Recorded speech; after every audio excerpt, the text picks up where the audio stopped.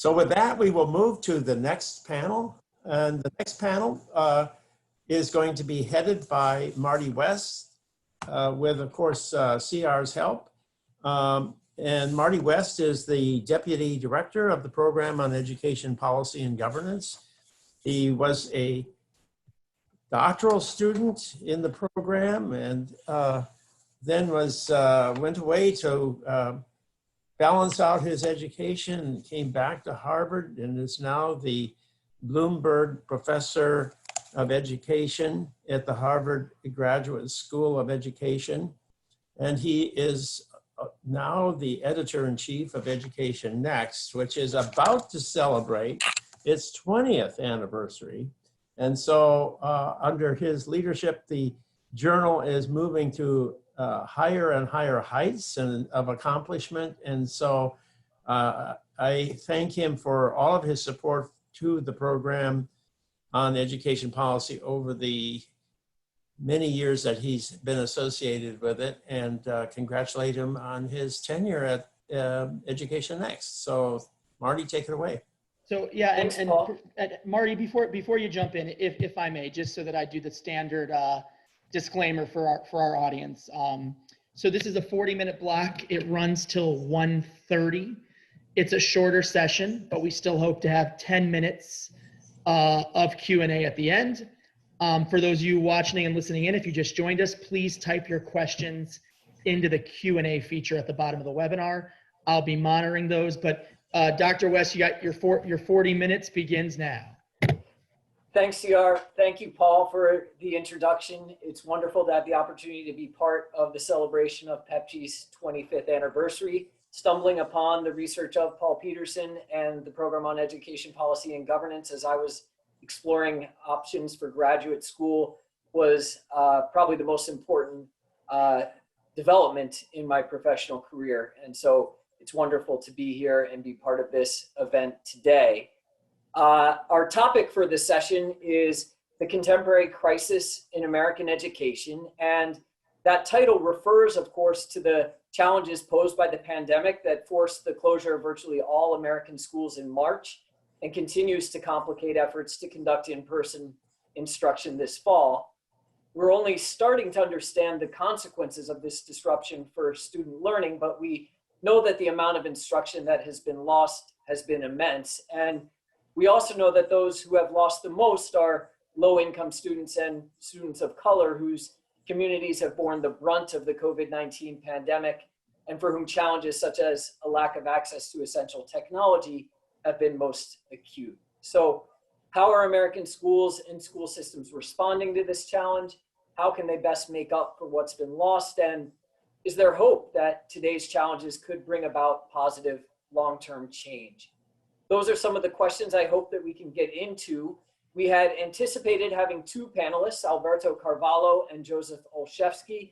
Alberto Carvalho, superintendent of the Miami-Dade Public Schools, is right now wrapping up a press conference with the governor of Florida, announcing the transition from phase 1 to phase 2 in that state, a transition that has major implications for his ability to offer in-person instruction.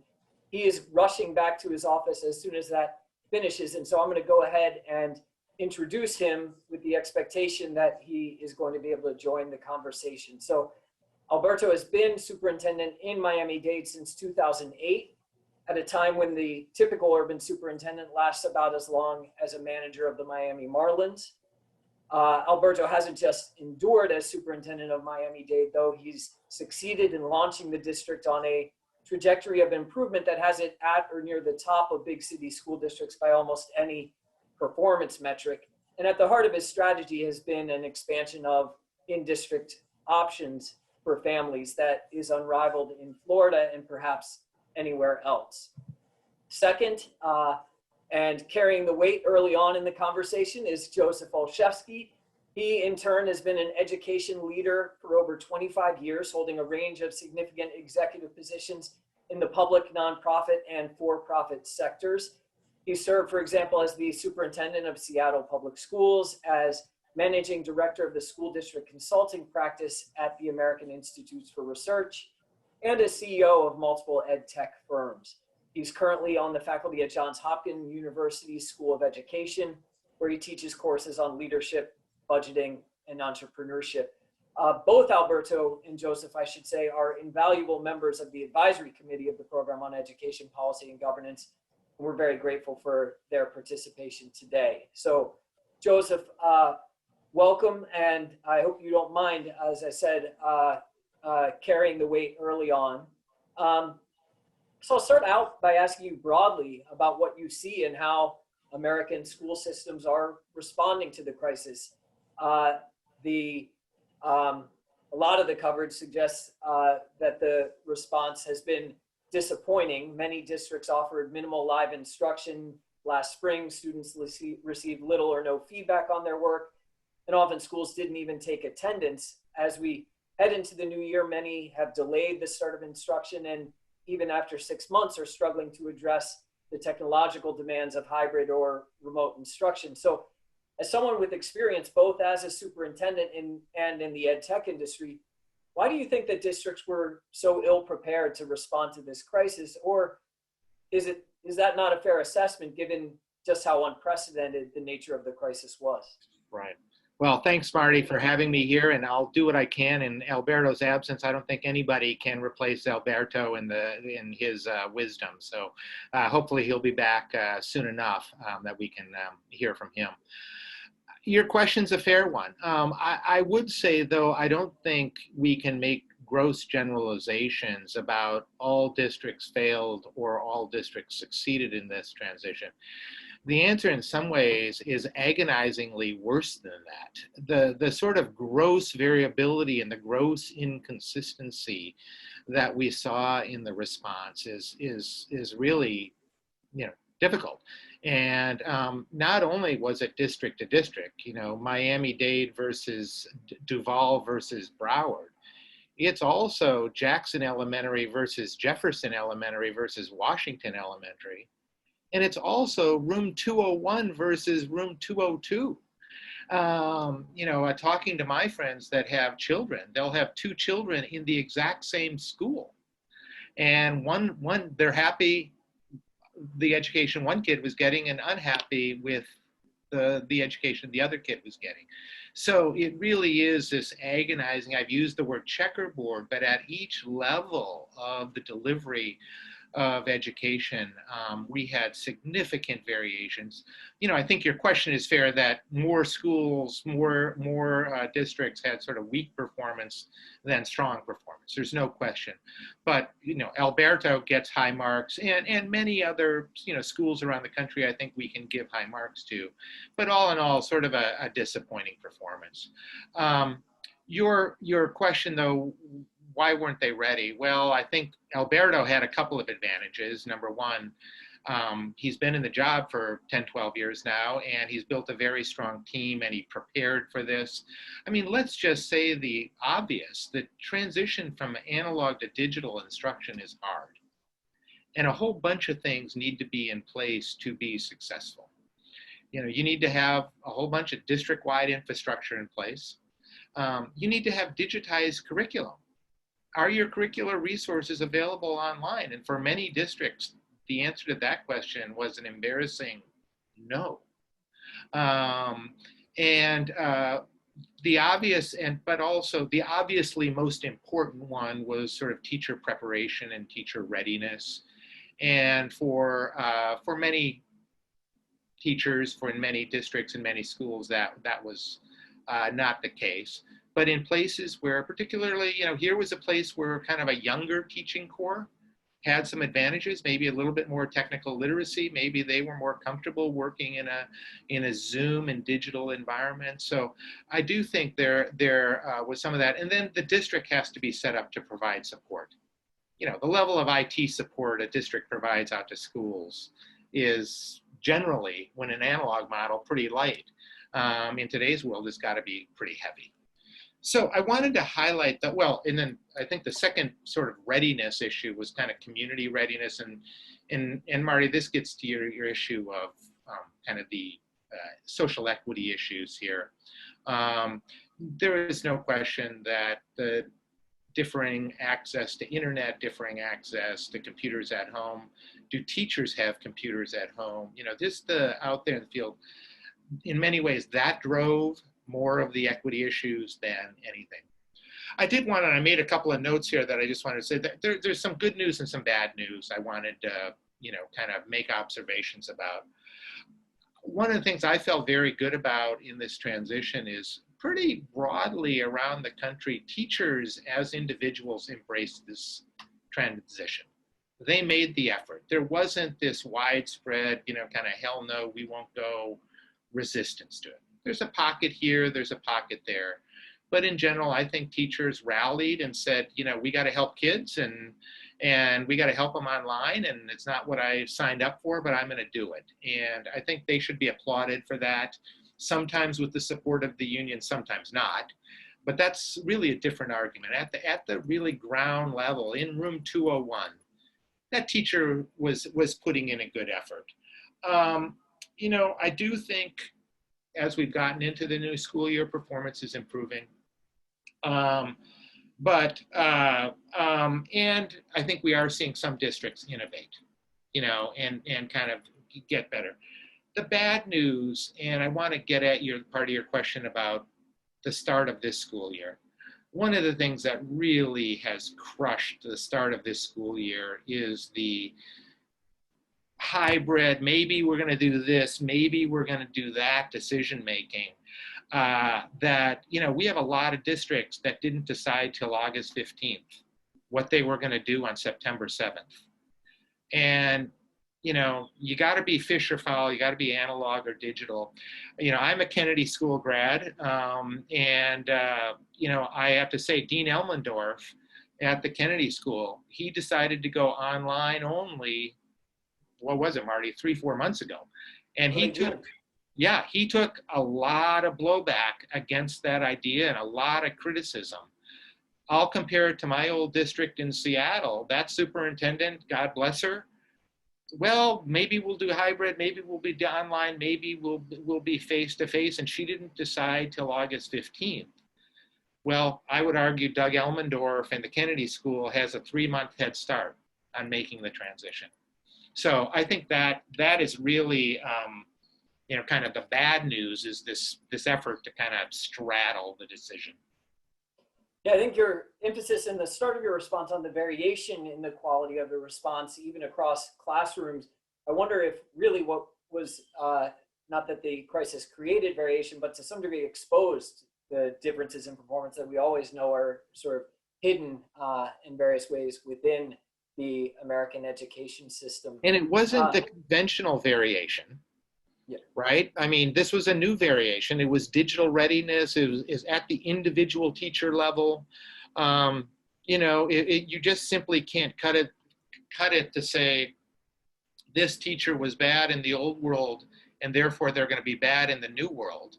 Actually, some very senior teachers that are very good in an analog setting will not thrive in a digital setting. And so we're, it's exposing a new rift in that way. So your response focused on really the superintendent's perspective or the district's perspective. Mm-hmm. You also have experience on the ed tech side of the equation. Yeah. What have we learned about the state of the ed tech sector from the crisis?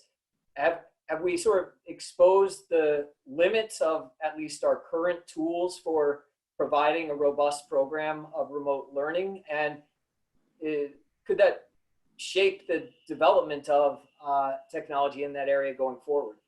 Yeah, I do think there is an enormous opportunity. We certainly hit the limits of our the existing ed tech space, and we all saw in our own personal experience with Zoom, a tool that I had never heard of before March 15th. Is now an everyday indispensable tool for me. So I do think some tools were, some ed tech providers out there that were well positioned for this, I think have thrived.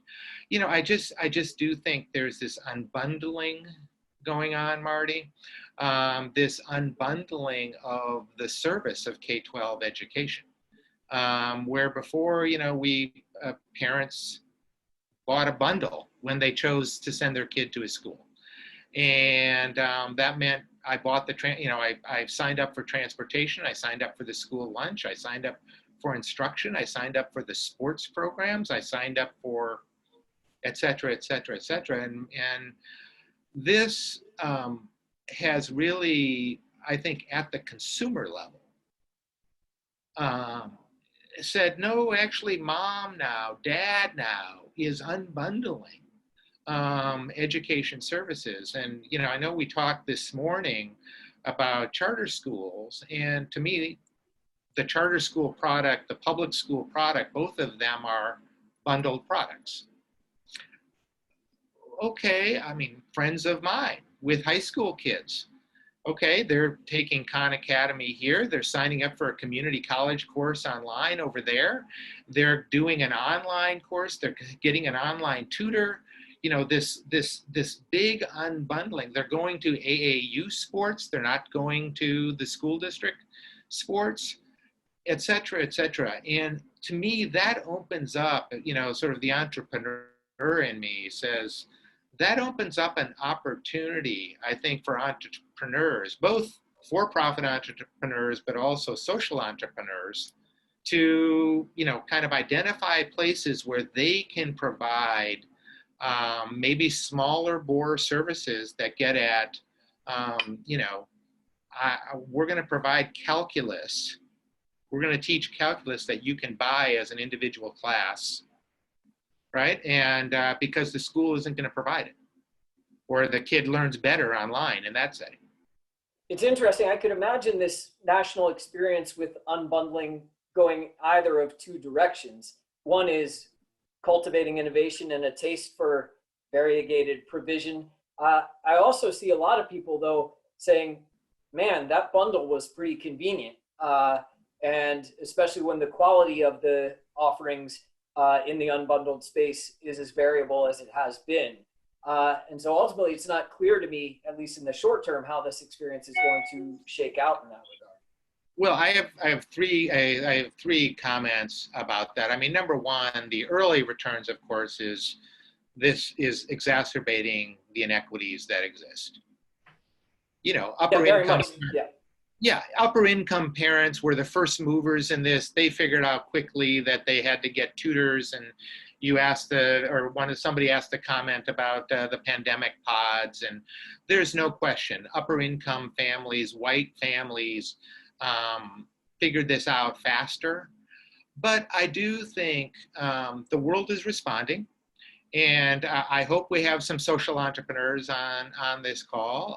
I think there is a window for social entrepreneurs to respond to this. Khan Academy is a good example. We do have lots of examples of kind of free resources online. But I do think near term, yes, it's exacerbated the inequities that exist. I hope the market responds. I hope, social entrepreneurs step to the front. My second observation, Marty, about that is, and I wish Alberto were here to hear this, because he's one of the few superintendents that I think is in a position to respond. Marty, I was certainly involved with the development of weighted student formula and the idea of money following kids that now has been implemented in a number of districts around the country. Well, this unbundling really could take us to the next level, where weighted student formula, student-based budgeting methods, a bundle of money all goes to the school. Well, you could also envision the school being able to give credits out to parents. Okay, you don't like the calculus class at that high school, buy on the market a calculus program. And my wife pushed me, she's also a Kennedy School grad, she said, what's the policy equivalent that we've seen in other markets? Because this isn't really vouchers, right? I'm not arguing for a voucher system. It's the closest analog is really kind of the food stamp program, if you think about it. The parents get an amount, but you can buy at Safeway, or you can buy here. You can buy at Whole Foods, or you can buy, your food there. It's got some flexibility of what your vendor is. And if you had a district that could figure out a way of kind of unbundling funding, which would kind of accelerate and enable this unbundling, I think that would be a fantastic thing. Then my last comment on this one is the bad news, which is this whole unbundling is occurring at the same time we're having a national decline in the perceived value and commitment to standards, assessments, ACT, SAT, the PARC assessments, all of these universal measurements of student performance and student, and efficacy of programs. If we are going to unbundle, I certainly wouldn't want it to be Wild West, as Assistant Secretary Blue discussed. But I would want it to be very much always, parents are they're buying into unbundling and buying into services that have some very clear and measurable educational outcomes. So you're talking about the potential for a different way of handling budgets, of allocating resources within school districts. Another part of the conversation around the response to the pandemic has just been about the sheer level of resources available, whether it's enough. A big part of that conversation is whether the federal government should provide, in a hypothetical fourth round of stimulus aid, a substantial amount of funding for K-12 schools. Yes. In your view, is that funding needed? And if so, what strings should Congress attach to it? Is it a time where the right strategy just to get it out the door as quickly as possible, or is this an opportunity to try and provide leverage or incentivize change? Well, I'll be the first to say K-12 systems, and whether they're charters or traditional public systems, they're all underfunded. So more money is better than less money. So let's start there. And I don't think you're asking me this question to give you the obvious answer, which is, reduce class size and do more teacher training about online, and, those which are all fine and legitimate reasons. COVID, though, has elevated a bunch of unobvious funding needs. And so I spent, I knew this question was sort of on our list, Marty, and so I did some time. What are some unobvious things? And if you think about it, school districts have an enormous real estate problem. Meaning, COVID, you have to reduce the density of your usage of square footage. As soon as you start moving desks further apart, you just simply can't fit kids in it. So, if you were a district, LA comes to mind immediately, LAUSD comes to mind immediately, that you're already packed to the gills. And now you've got to, spread the desks out further. God, I literally don't know how they're going to create sort of social distancing in an already packed school. And so that becomes a huge need. The HVAC systems, to think about any northern climate school district, I grew up in St. Paul, Minnesota. It's great that you can open the windows to get the air circulating in, September, maybe October. I'll tell you, by November 15th, nobody wants to open the windows. And so, you kind of get into these not sexy, absolutely COVID-driven sort of needs that, I feel a little embarrassed discussing them because it's not what superintendents talk about. But if we really want to get at getting kids back in schools in a face-to-face environment, there are some physical needs that we're going to have to address. And maybe that's not a this semester problem, but I guarantee you, if we're going to open in second semester of this school year or first semester, fall of 21, we're going to be talking about that a lot because it's a real issue that anybody that has to think about, 50,000 kids in 100 buildings, 7 hours a day. Okay, there you go. There's your issue. One of the other policy questions that is rising to the surface is the question of assessment. You mentioned earlier the value you would place on having comparable measures of student learning if you were to unbundle certain services and offer more variation.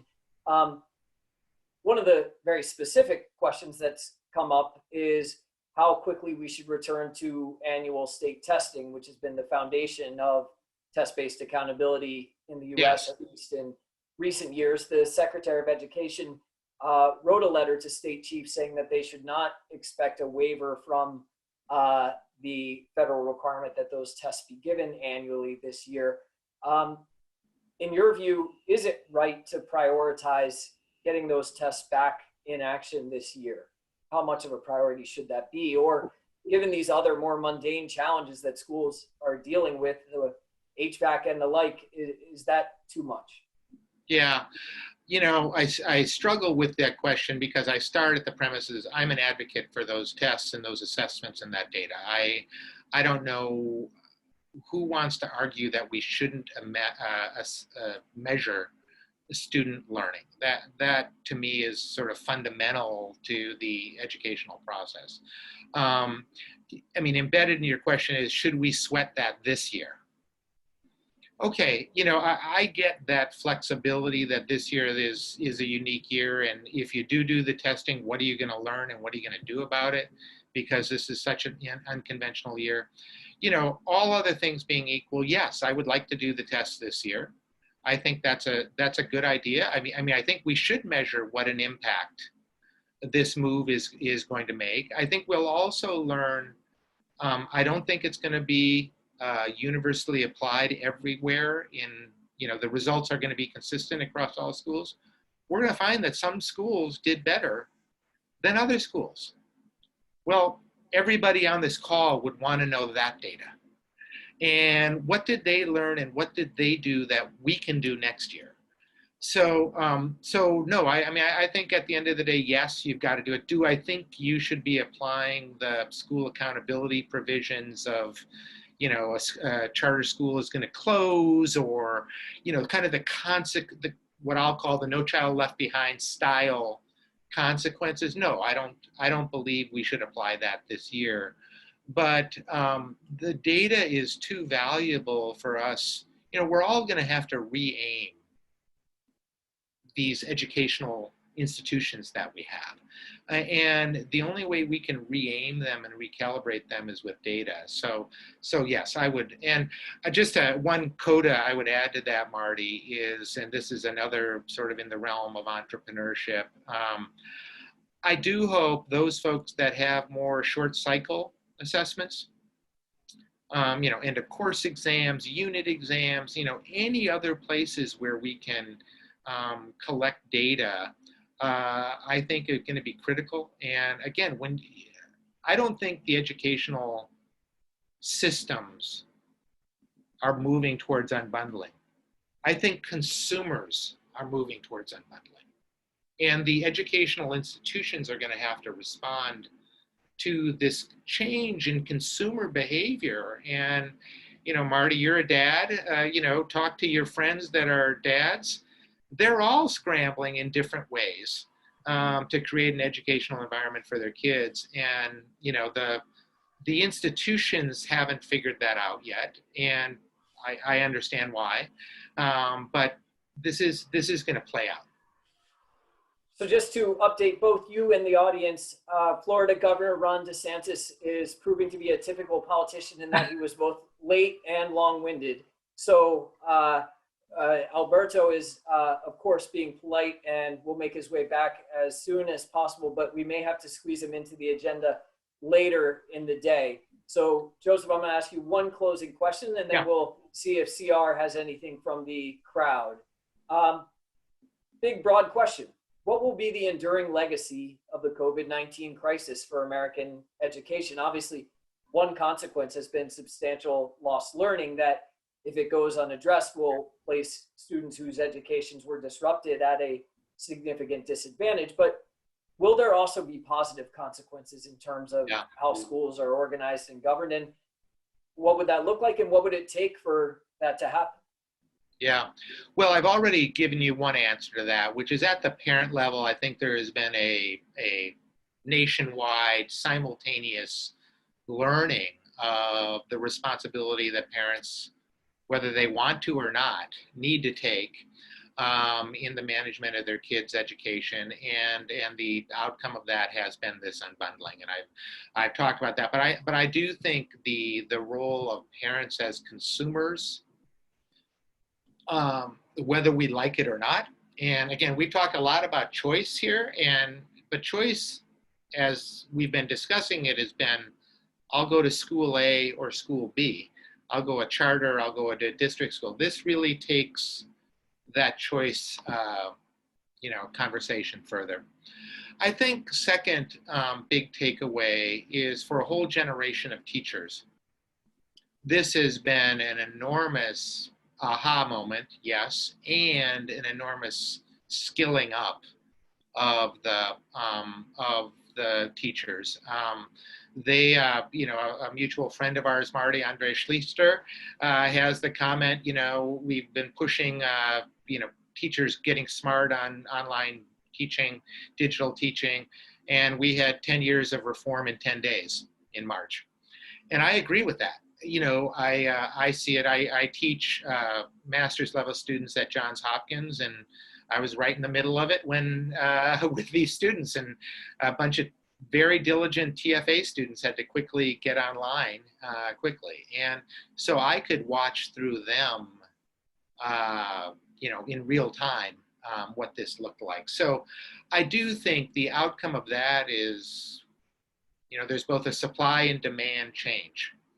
The supply, the demand, we have these consumerist now parents looking and being probably a little bit more skilled about, kind of picking and choosing. On the supply side, we do have teachers that have more skills and are more prepared, and they are going to, I do think when supply and demand change, that's the recipe for innovation and opportunity. And I do think that those are both very powerful dynamics. Can I predict fully what's going to come out of it? No. But I do think, the entrepreneurs out there, both in-district entrepreneurs like Alberto, the for-profit entrepreneurs, but then also those social entrepreneurs out there, I think this is a ripe opportunity for them. Thank you, CR. Yeah, so Joseph, just a couple of questions from the audience here in our final 10 minutes together. Sure. Excuse me. So, one's a general question about your personal experience. What advice can you share with the audience for applying the tools of the private sector into the public sector? Yeah. I do think the private sector is ahead of the public sector in utilizing data to make decisions. And, school districts are awash in data, but it somehow doesn't get translated into usable information that can generate insights and understanding. And so I certainly felt limited, and the process was much slower at the district level. So I do think that data-rich understanding, data-informed, data understanding environment is richer. I think second, the private sector is, what's the phrase, the creative destruction of capitalism. I think the private sector is a little bit more fluent in closing down units that aren't working and replicating units that are working. This is why I applaud what Alberto's done in Miami. Try something, try a new school model and be able to close it. I'll tell you, you want to have a short tenure as a superintendent, propose closing a school. And magically, even if it's an unpopular school, magically hundreds of people will show up at a school board meeting telling you that. So I think there is the fluidity of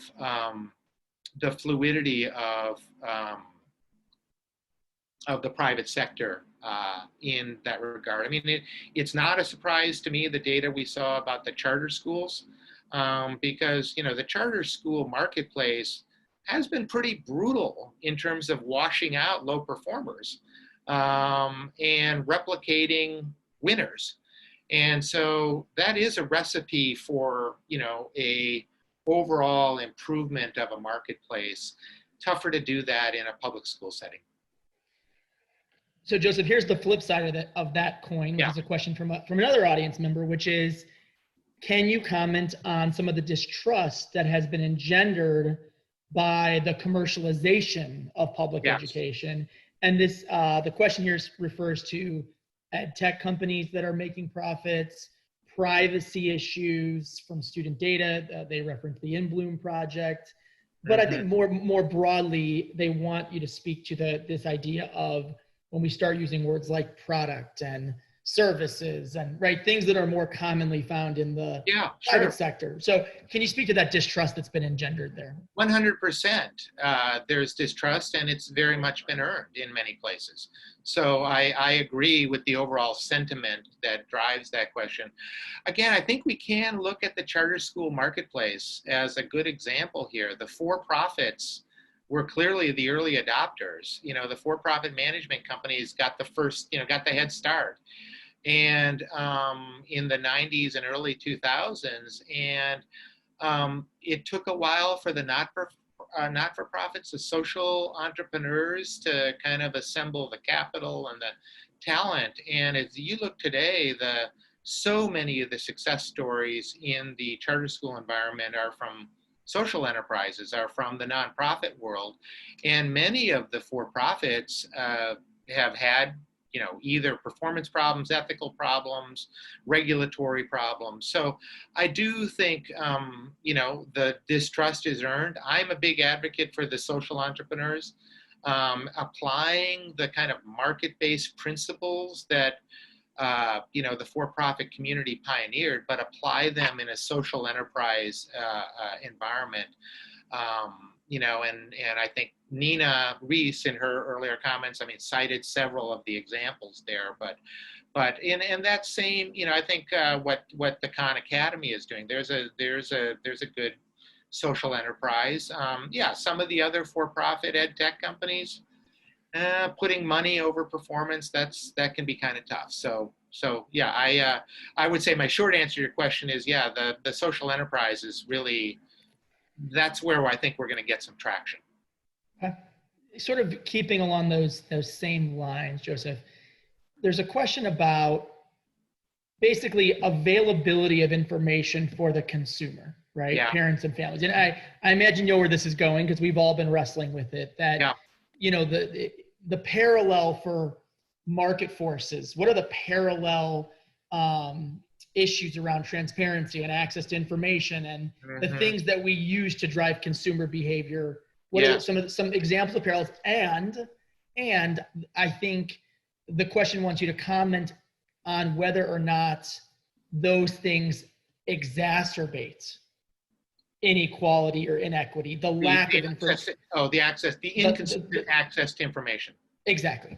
Yeah. Okay, so I do think public districts are much better today than they were 5 or 10 years ago about making public available data around student performance. So I do think we've made great progress in that. But CR, when I was superintendent, we went to an all-choice district so that every parent could choose any school in the district, and they did choose. And there was no question, parents of color shopped more, they looked more, they visited more schools, so it was doing what we thought. What shocked me is schools that everyone at headquarters thought were bad schools, and all of our data told us were not good schools. Some parents still chose them, and they had other motivations. They might know there was a specific teacher, or there was a specific program, or there was a specific something that they would still choose that. And it wasn't simply because it was the closest school. So I think we also have to have some humility as the wonks that we are, that parents make decisions for multiple reasons, and sometimes it's data reasons, sometimes it's relationship reasons. I do think, as I said in my earlier comments about unbundling, I'm strongly opposed to this decline in, assessments and the standards and ACT and SAT. I don't know what profession, what marketplace, what arena can be built without clear sources of data information about performance. We need that, and making it publicly available is critical. And lastly, Marty, and then I'll come back to you. I think when you mentioned the creative destruction, the Schumpeter principle, yeah, one of our audience members said, well, if parents are showing up at a school board meeting, is that not a form of choice? Is that not parents saying that they want to be at that school and that they value stability? And so as someone who, by the way, has recommended closing a dozen or so schools in New Mexico over the last 5 years, I understand your point, Joseph, definitely. But what do you say to that parent or family member that says, I want to go to that school that you're recommending be closed? Yeah, what I had in my mind is a school that was not getting chosen very much, and we were going to merge it to another school. And all of a sudden, the alumni of the school that was going to go away, that are no longer there, are showing up. And God bless every one of them. I love every alumni member. But, frankly, we can't keep a school open because it was good in the 60s. It is where it is now. And I think as you have to be able to look through and see those key determinants, those key data points that kind of tell you, this school isn't cutting it. We've got to go to a new model. I remember going to, we had 2 middle schools close to one another, and there were, let's say, 300 seats available for the entering 6th grade in each of them. 600 parents chose one school and 50 parents chose another school. And I went to the teacher meeting for the school that only had 50 kids choosing it. And these teachers stood up and told me how awesome their school was and how people love it. And I said, guess what? I gathered some data before I came here. You see that house across the street? They have a rising 6th grader in it. Yeah. That kid chose the other school. Right. Okay, that's a pretty powerful thing. That if I'm sure you believe you're doing a great job, and I'm sure you believe this school is good, but if parents aren't responding, I think we all owe it to those parents to create change. Thanks, Joseph. Marty, 30 seconds to bring us home. Well, I just want to close with a big thank you to Joseph, who was not prepared to fly solo, but flew solo effectively nonetheless. Thank you for a clear-eyed assessment of where we are currently and some ultimately hopeful thoughts about what could come out of the present moment. So again, great to have you be a part of the event and great to be a part of it myself. We are still hopeful that we'll get Superintendent Carvalho on the screen later this afternoon. Well, and I hope so too. I just need to say, Albert, I described him to a friend of mine the other day as the LeBron James of superintendents. He is a star and well-deserved, and I hope that the audience here gets a chance to spend time with him. All right, thanks all, and back to you. Thank you both. Thanks, Marty.